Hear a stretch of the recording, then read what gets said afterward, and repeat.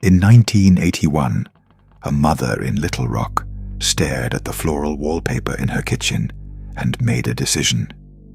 She would not change her phone number. For 37 years, she kept that exact line open, waiting for a call that would never come the way she hoped. The problem was not that the police had forgotten her daughter. The problem was that the instrument required to bring her daughter's name back did not yet exist.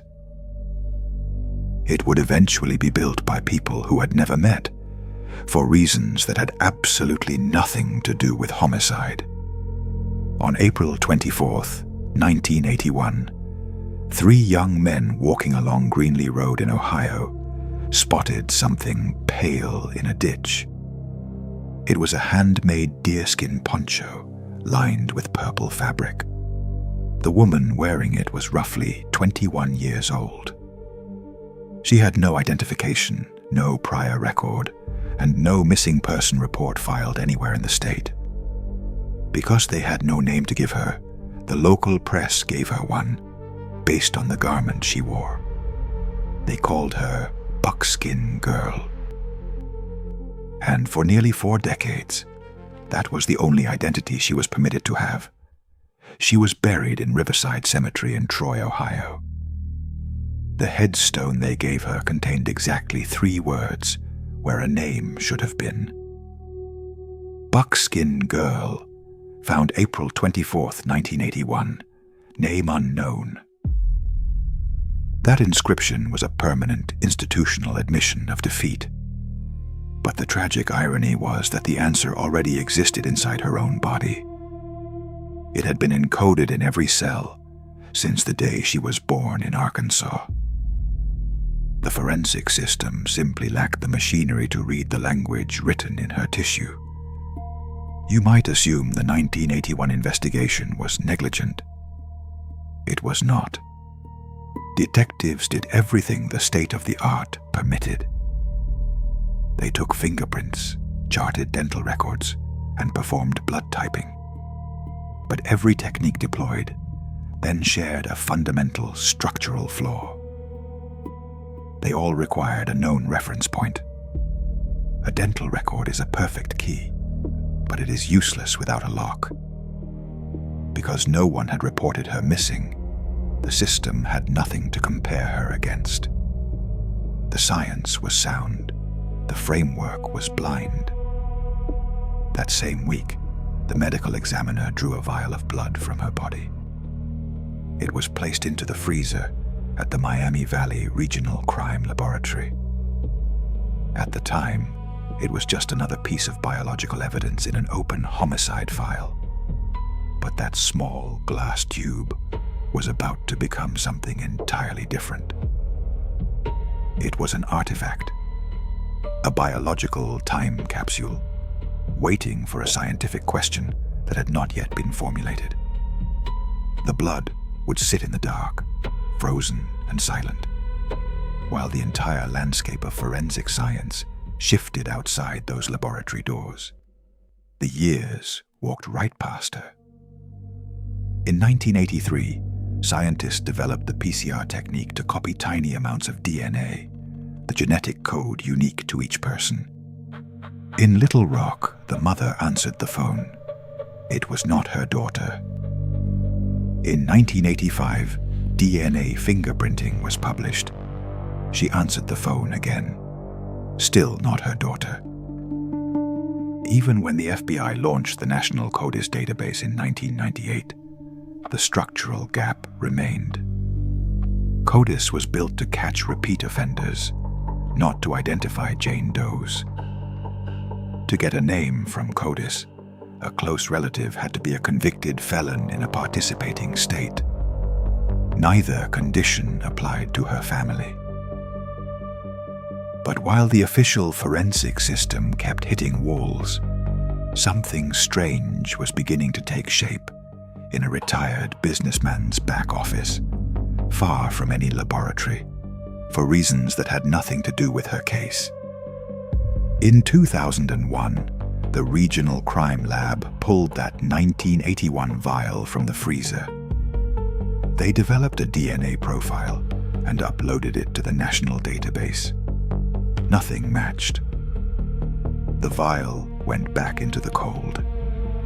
In Little Rock, the mother turned 48, then 49, then 50. 8 years later, in 2009, a university center developed a second profile from the exact same blood. Again, total silence. The vial returned to the freezer a second time. The mother turned 56. The institutional system was forcing a lock that simply would not turn. Every new technique arrived, made its attempt, and left her nameless in the ground. The failure was not a lack of effort. It was a limitation of design. If CODIS, the most powerful forensic database in the country, was structurally incapable of answering this question, a terrifying realization follows. What kind of instrument would actually need to be invented to bypass this dead end? The answer would not come from the FBI. It would not come from a police department. It would come from civilians looking in the opposite direction entirely, completely unaware they were building a forensic revolution.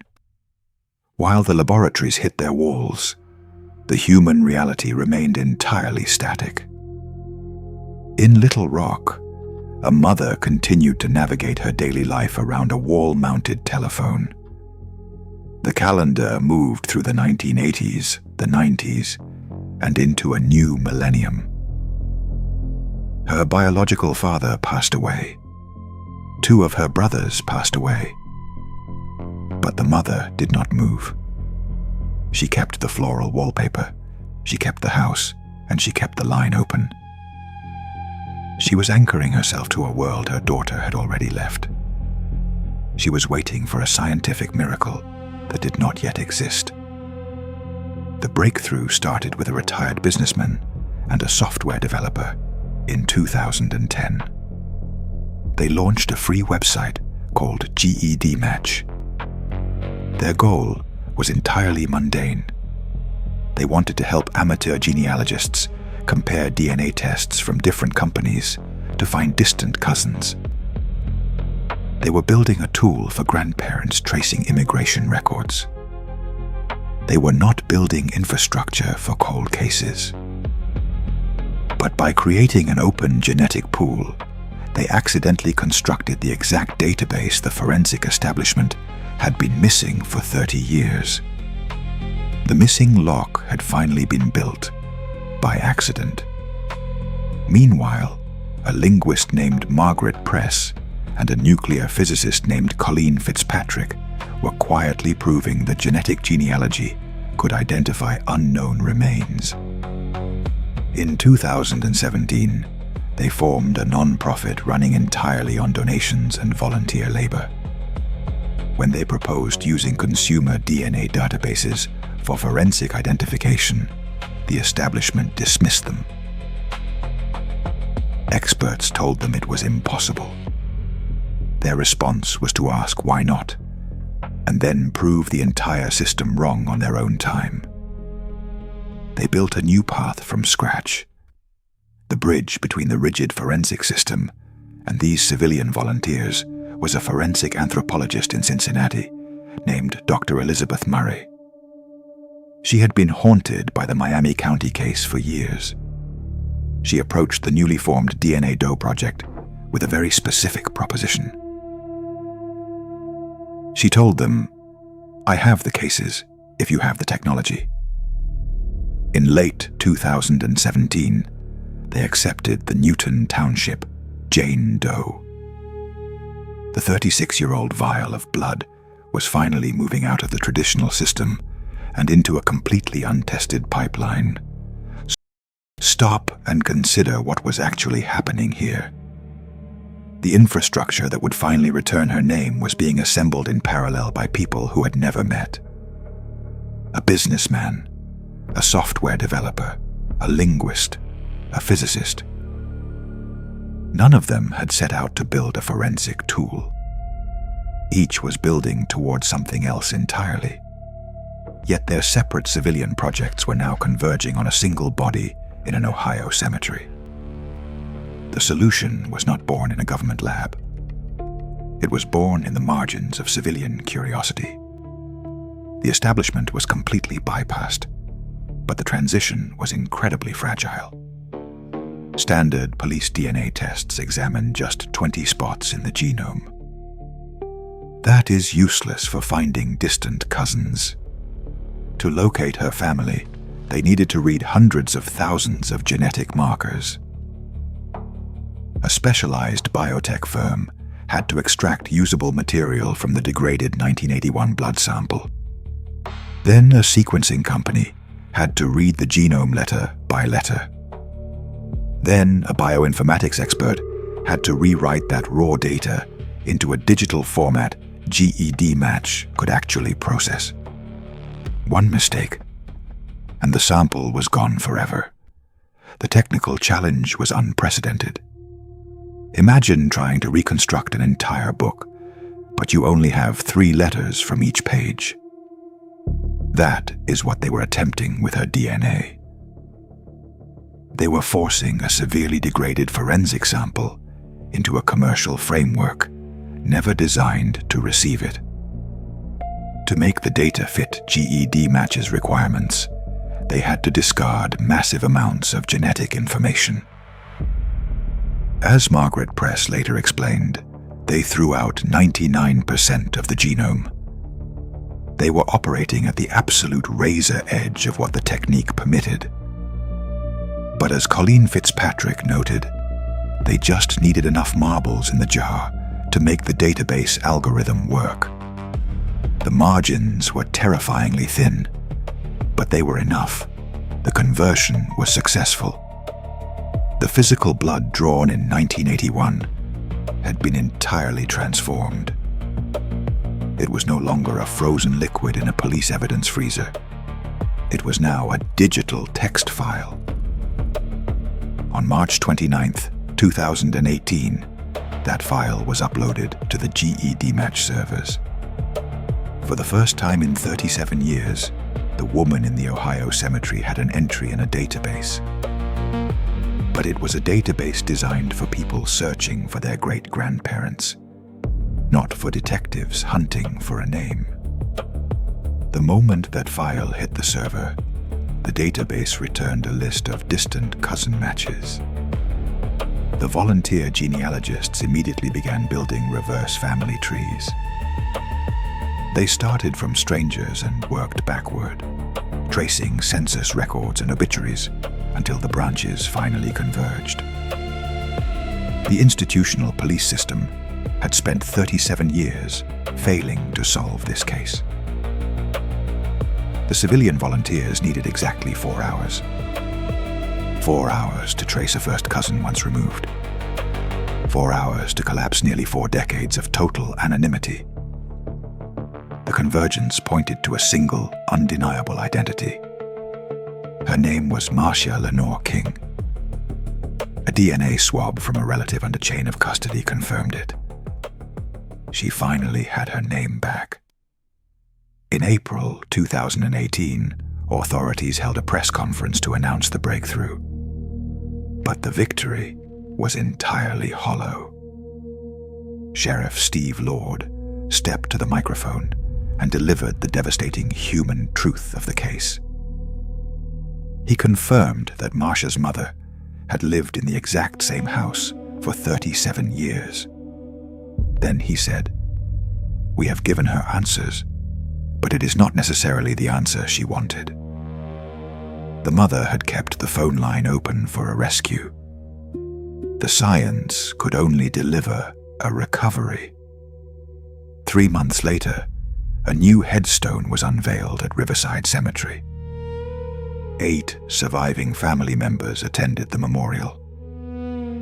The original stone, the one that labeled her Buckskin girl, name unknown, had stood over her grave for 37 years. The new stone finally bore the name her parents had given her on June 9, 1959. Her biological father and 2 brothers had died before this day arrived. but the name was restored. The technique had done exactly what it was designed to do. Marcia had her name back. But somewhere, the man who killed her was hearing the same press conference.